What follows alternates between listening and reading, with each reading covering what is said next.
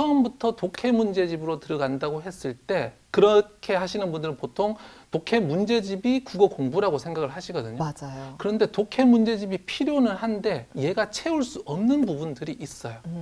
얘가 채울 수 없는 부분들이 뭐냐면 안녕하세요. 육아연구소 이지민 아나운서입니다. 오늘 저희가 함께할 주제는 초등 국어의 큰 그림입니다. 콩나물쌤 전병규 선생님 와주셨습니다. 선생님 안녕하세요. 네, 안녕하세요. 이렇게 오랜만에 저희 스튜디오 다시 찾아주셨어요. 너무 네. 감사합니다. 네, 불러주셔서 감사합니다. 네, 저희가 지난번에는 문해력에 관한 영상을 함께 했었는데요. 오늘 저희 주제는 초등 국어의 큰 그림이에요. 이 영상을 보시는 분들이 적어도 초등 국어 저학년 때는 이렇게 시작해서 고학년 때 이렇게 가져가야 하겠다라고 좀 아실 수 있었으면 좋겠어요. 네. 어떤 것들을 목표로 해야 되고 구체적으로 어떤 것들이 중요한지 짚어주신다면요. 초등 국어의 목표를 현실적으로 문해력을 기르는 것에 초점을 맞추시는 게 중요하다고 말씀드렸는데요. 이 초등 국어 6년을 결국 문해력을 발달할 수 있도록 준비를 해줘야 되겠습니다. 그래서 초등 1학년 1학기까지 네. 첫 번째로는 한글을 좀 마친다라고 네. 생각을 해주셔야 돼요. 이때 마친다라는 것이 뭐 맞춤법도 하나도 안 틀리고 뭐 받아쓰기도 완벽하고 이런 것은 아닙니다. 네. 왜냐하면 우리 한글이라는 것이 세계에서도 가장 어려운 글자에 가깝거든요. 네. 맞춤법 받아쓰기가. 왜냐하면 계속 변형이 너무 많기 때문에 맞아요. 사실은 언어학자도 계속 틀리고 국립국어 원장도 맞춤법 자신 없다고 이야기할 만큼 어려운 게 우리말이에요. 네. 그렇기 때문에 뭐 맞춤법 받아쓰기 완벽해야 된다라는 것은 아니지만 평범한 1학년 아이들이 읽는 책 정도는 그냥 읽을 수 있는 정도. 받침이 2개 있거나 좀 맞춤법이 어려운 거는 틀려도 괜찮다. 하지만 좀 쉬운 것들은 어렵지 않게 읽을 수 있는 것이 1학년 1학기까지는 돼야 되겠다라는 말씀 드리고요. 두 번째로 이제 1학년 겨울방학까지는 아이 혼자서 책을 읽는 습관을 좀 들여주셨으면 좋겠습니다. 네. 그래서 1학기까지 한글을 어느 정도 끝내고 2학기까지 그 책을 자기 혼자서 조용히 계속 읽는 거죠.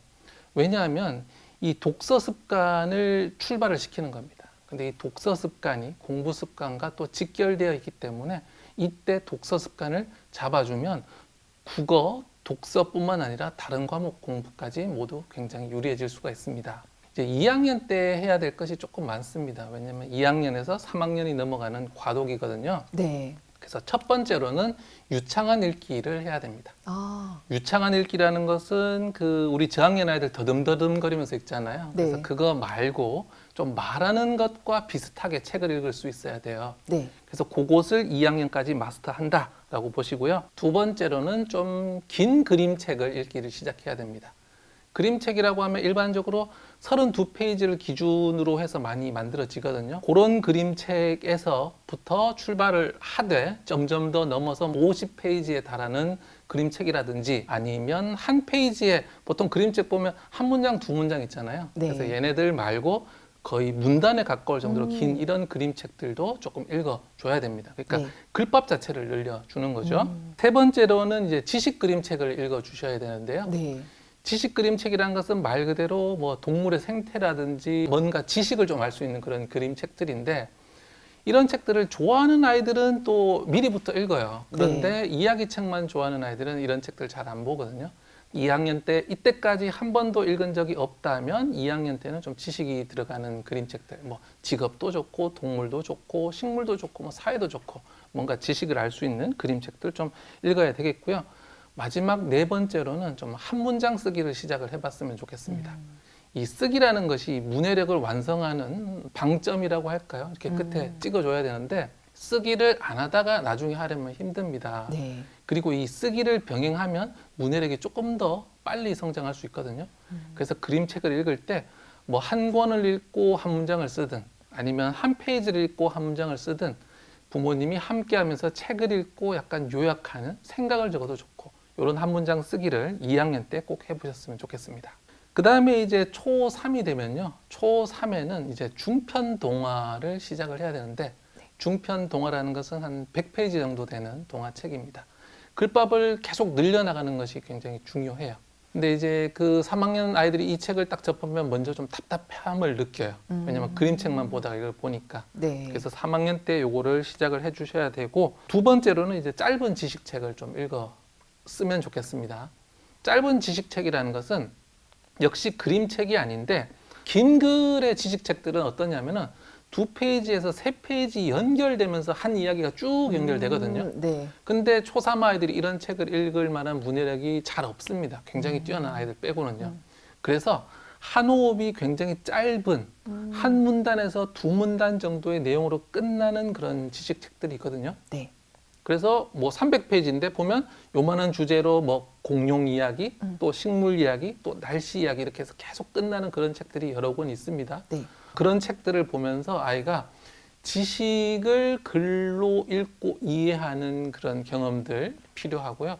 앞에서 말씀드렸던 그 한 문장 정리하기를 접목을 해서 지식책을 읽고 쓰는 활동들을 해주면 문해력도 기르면서 그다음에 사회과학 지식도 쌓을 수 있어서 일석이조가 되겠습니다. 네. 그럼 선생님 확실히 지식책이 이야기책에 비해서 아이들이 받아들이기에는 어려운 건가요? 아, 물론입니다.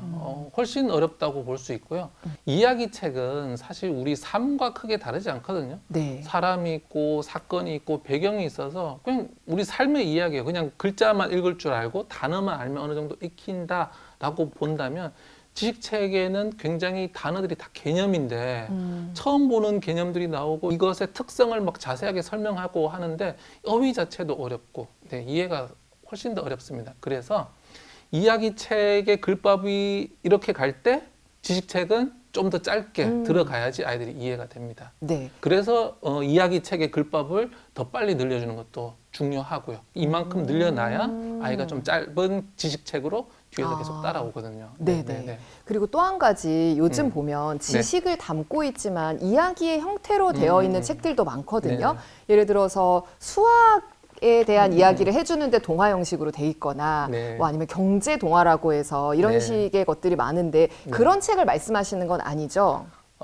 그것은 이제 지식책의 문체인데요. 지식책의 문체에 여러 가지 한 3가지 정도가 있는데, 말씀하신 건 이야기체라고 해요. 네. 이야기의 형식을 빌려오는데 그 안에 맞아요. 지식을 네. 담는, 저 역시 뭐 그런 책도 내고 했는데, 그런 책도 좋지만 결국에 아이들이 읽어야 되는 건 이야기의 스타일이 아닌 그냥 지식만 담겨 있는 약간 교과서 같은. 네. 그런데 판매하는 책들은 교과서보다 훨씬 더 풍부하고 재미있거든요. 그래서 네. 그런 책들로 했으면 좋겠습니다. 네. 그래서 이제 초3에 해야 될 이제 마지막 과제라고 할까요? 다음은 이제 한자어라고 보겠는데요. 네. 한자어 같은 경우는 왜 해야 되냐면 뒤에도 설명드리겠지만 아이의 어휘력에 굉장히 중요합니다. 우리말의 60%가 한자이기 때문에 이것을 초3, 초4, 요 중학년 정도에 시작을 해야 고학년 어휘를 잘 습득할 수가 있습니다. 이제 초4가 되면 이 글밥들을 이제 계속 늘려주는 건데요. 네. 앞에서 중편 동화 100페이지 말씀드렸잖아요. 네. 초5 정도 되면 이제 장편 동화로 넘어가야 되겠는데 오, 네. 한 갑자기요? 네네네. 그래서 이 100페이지를 네. 계속해서 읽어 나가는 게 네. 중요합니다. 그래서 초3의 100에서 갑자기 초4의 300으로 가는 게 어렵죠. 네. 그래서 100, 300으로 읽는 것이 아니라 점점점 늘려 나가는 거죠. 네. 이 중편 동화도 100도 있고 150도 있거든요. 네. 그다음에 장편도 300도 있지만 뭐 200도 있고. 네. 그래서 제가 예를 들어서 100, 300으로 말씀드렸지 네. 책을 조금 부모님이 소프트하게 우리 연착륙이라고 하잖아요. 네. 그렇게 할 수 있도록 글밥을 늘려주는 겁니다. 네. 예를 들자면 샬롯의 거미줄, 마틸다 같이 200페이지에서 300페이지 되는 조금 장편 동화 쪽으로 계속 옮겨 가야 되는데, 왜냐하면 이 긴 글을 읽는 연습이 계속 돼야 됩니다. 이게 짧은 글만 읽어서는 그 사고의 길이랄까요? 그 깊이가 다르거든요. 그래서 그렇게 가시고, 역시 지식책 역시 그렇게 한 단락단락에서 그 다음에 2페이지, 3페이지로 연결되는 그런 지식책들이 있거든요. 그래서 그런 쪽으로 넘어가야 되겠습니다. 그래서 4, 5학년 때 이렇게 글밥을 많이 늘려주시고, 그 다음에 이제 마지막으로 5학년이나 6학년 때 바로 이제 독해 문제집으로 들어갈 수가 있는 거죠. 네. 그래서 이렇게 본다면 한글을 익혀서 문해력을 기르면서 책을 읽을 수 있게 해주면서 글밥을 계속 늘려가고, 그래서 어느 정도 독서 습관이 다 됐을 때 이제 독해 문제집으로 문제를 푸는 스킬도 길러주고, 그러면서 가운데 한자를 통해서 어휘를 길러주는 것. 이것이 바로 초등국어의 큰 그림이라고 하겠습니다.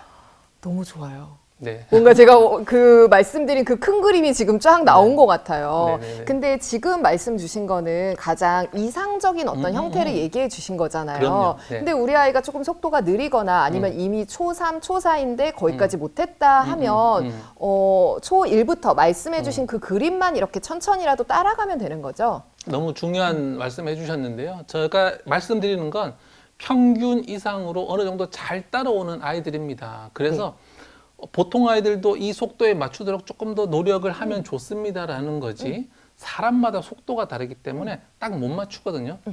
사실은 이거를 못 맞추고 뒤에 있는 분들이 훨씬 많으실 거예요.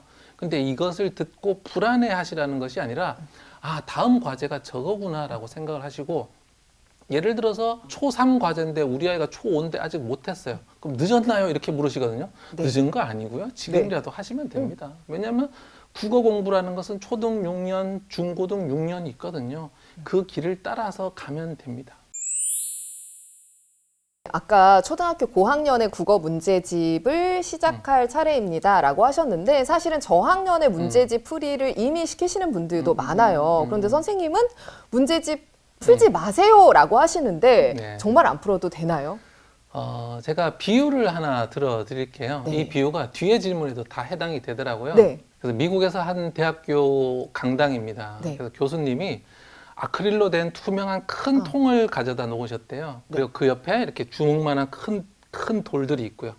그 옆에는 이만한 자갈돌들, 네. 그리고 그 옆에는 요만한 모래알들이 있었답니다. 그 다음에 마지막에 맥주가 한 통 크게 있더래요.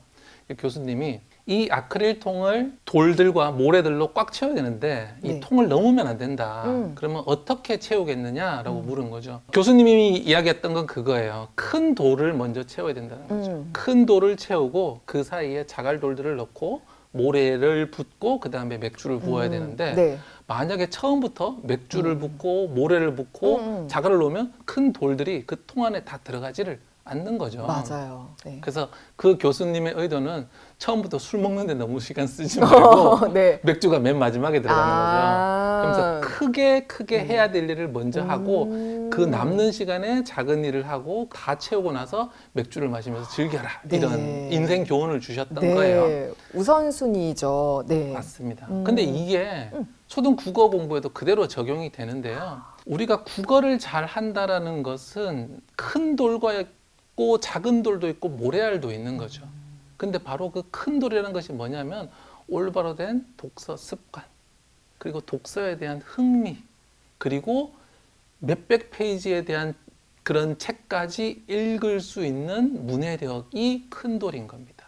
네. 이 돌을 먼저 채우고 문제집이라는 작은 모래알들을 채우면 이 아크릴통이 뭐냐면 개인의 능력, 시간, 에너지거든요. 그 능력, 시간, 에너지 안에 꽉득 채울 수가 있는데 처음부터 독해 문제집으로 들어간다고 했을 때 그렇게 하시는 분들은 보통 독해 문제집이 국어 공부라고 생각을 하시거든요. 맞아요. 그런데 독해 문제집이 필요는 한데 얘가 채울 수 없는 부분들이 있어요. 얘가 채울 수 없는 부분들이 뭐냐면 바로 이 긴 책을 통해서 독서를 통해서 채워줘야 되는 겁니다. 그렇기 때문에 공부라는 건 12년이라는 충분한 기간이 있는데 입시는 독해 문제집, 수능 독해 푸는 거잖아. 초등학교 1학년부터 2학년부터 3학년부터 독해 문제집 풀린다는 것은 그때 시험과 지금의 공부가 뭐가 다른지를 모르시기 때문에 그렇게 하시는 거예요. 그래서 어린 나이일수록 큰 돌을 채워야 되기 때문에 독서 습관을 잡고 글밥 양을 계속 늘려 나가는 것, 이것이 중요하겠습니다. 네. 네네. 그럼 어린 나이에 문제집을 좀 많이 푼다고 생각을 했을 때 네. 독서할 시간이 상대적으로 줄어드는 것 외에 또 다른 단점이나 부작용도 있나요? 문제집 일찍부터 많이 푼 아이들이 공부를 빨리 지겨워하는 경향이 있습니다. 부모님들은 마음이 급하니까 시중에 서점에 가보면 문제집들이 다 꽂혀 있거든요. 그러니까 뭘 시켜야 될지 모르기 때문에 책을 보고 있으면 뭐가 했는지 안 했는지 모르겠어. 그런데 문제집을 사면 뭔가 풀고 동그라미 X를 하잖아요. 네. 그러니까 이게 뭔가 했다는 느낌을 딱 주거든요. 그러니까 교육에 대해서 큰 그림이 없으신 분들은 일단 문제집을 사와서 막 풀리는데 아이 입장에서는 이게 힘든 거예요. 왜냐하면 독서는 뭔가 재미와 흥미라는 요소들이 좀 크게 들어가면서 앉아서 책 보는 습관, 책을 앞쪽에서부터 뒤로 계속 넘기면서 앞의 내용과 뒤의 내용을 연결해서 이해하는 것 등 크게 지능이 성장하는 부분이 있는데, 독해 문제집은 그런 요소들이 없고 작은 부분들을 정확하게 맞추는 포인트로 가거든요. 그런데 사람이 작은 부분을 정확하게 맞추는 건 굉장히 스트레스가 큰 작업이에요. 그러니까 독서를 재밌게 하고 이야기를 하면 막 재밌어요. 근데 아나운서님이랑 저랑 지금 여기서 뭐 받아쓰기 시험을 봐서 너 3개 틀렸네, 너 4개 틀렸네, 너 똑똑하네, 너 이러면은 바로 스트레스 네, 받거든요. 네. 어린아이들한테는 그렇게 해서는 안 되는 거예요. 그런 것들은 많이 성장을 해서 내가 그 스트레스를 이겨낼 만한 내적 에너지가 있을 때, 성장을 했을 때, 그래 내가 목표를 위해서 참고 한다가 됐을 때 하는 거지, 아직 아무것도 모르고 엄마 눈만 초록초록 보고 있으니까 시키면 나오겠네? 시키는 거죠. 근데 아이가 엄마를 사랑하고 엄마가 세상에서 제일 중요하니까 시키면 하죠. 그런데 이게 아이의 본성이랑 안 맞거든요. 그런 문제를 푸는 거는 저학년 때는. 그렇기 때문에 그런 스트레스들이 누적되고 나중에 중학년, 고학년이 됐을 때 나는 공부 못하겠어, 죽겠어 라는 이야기들이 그래서 나오는 겁니다. 네. 네. 물론 아이가 엄마 나 독해 문제 너무 풀고 싶어, 나 하고 싶어, 풀었는데 재밌어, 네. 괜찮아요. 네. 문제는 아이가 원하지 않는데 스트레스를 받는데 중요하대라고 하면서 억지로 집어넣는 게 문제입니다. 맞아요. 그럼 아까 문제집을 초등학교 고학년 정도에 시작하면 된다라고 하셨는데 초등학교 5, 6학년 때 시작하면 되는 건가요? 어떻게 시작하면 될까요? 일단 제가 독해 문제집 중심으로 공부하지 말라라고 말씀을 드리니까 독해 문제집을 아예 안 풀어도 되는 거냐라고 물어보시는데 네. 사실은 그렇지는 않아요. 네. 아까 전에 그 아크릴통을 마저 다 채울 수 있는 것은 모래알이거든요. 네. 그렇기 때문에 그 독해 문제집을 나중에는 풀어줘야 됩니다. 왜냐하면 수능 국어라는 것도 결국 다 독해 과정이거든요. 네. 지문 이만큼 주고 이거를 읽어서 독해를 다 풀어야 됩니다. 맞아요. 그런데 독서랑 독해랑 똑같은 게 아니거든요. 영역이 조금 다릅니다. 독해 문제집으로 들어갈 수 있는 조건은 사실은 앞에서 말씀을 드렸어요. 3가지예요. 네. 아이의 독서 습관이 일단 들어있어야 됩니다. 왜냐하면 독해 문제집이라는 것을 보통 하루에 이렇게 2페이지, 한 바닥 풀거든요. 그럼 많이 풀면 뭐 2바닥, 3바닥을 푸는데 공부가 독해 문제집만 있는 것도 아니고 수학도 해야 되고 뭐 영어도 리딩 교재 풀어야 되고 문제 풀 게 많거든요. 그러면 이 독해 문제집을 많이 못 한다고요. 그러면 그 시간을 뭘로 해야 되느냐면 재밌는 독서를 해야 돼요. 스트레스 받지 않는, 문제를 풀지 않는 독서를 1시간씩 자리를 잡아줘야 되는 거예요. 네. 처음에 10분으로 시작해서 20분, 30분, 40분, 50분, 60분을 해서 60분 잡아주고, 첫 번째 독서 습관 자리 잡히고, 두 번째로는 책 읽는 것 자체에 흥미를 조금 가져줘야 됩니다. 어느 정도 책 읽는 흥미를 가져야 되는 이유가 우리가 수능이 사실 인생의 끝이 아니거든요. 네. 근데 우리 부모님들은 뭐 대학 입시하면 그 다음엔 알아서 하겠지라고 하는데 요즘 미래 세대는 그렇게 살면 못 살아가요. 뭔가 계속 자기 개발을 하고 연구를 하고 해야 되거든요. 네. 대기업 들어가도 계속해서 공부하고 책 보고 논문 보고 연구해야 돼요. 그래서 첫 번째로는 독서 습관 가져주는 거. 두 번째로는 책 읽는 흥미를 가져줘야 되고, 세 번째는 긴 글을 읽을 수 있는 문해력을 먼저 갖춰야 돼요. 왜냐하면 독해 문제집이라는 건 항상 이 한 페이지 안에 지문이 다 들어가잖아요. 네. 그리고 오른쪽에서 다 풀잖아요. 이것도 물론 중요한데 사실은 이거보다 더 크게 300페이지의 길 정도 되는 이런 책들을 읽을 수 있어야 돼요. 짧은 글과 긴 글은 사고가 다릅니다. 네. 이 한 페이지 내에서 이렇게 찾는 능력과 300페이지에서 앞에서의 등장인물이 끝에서 영향을 미치는 것, 앞의 이야기가 뒤에 어떻게 전개되는가가 이 사고가 훨씬 더 길거든요.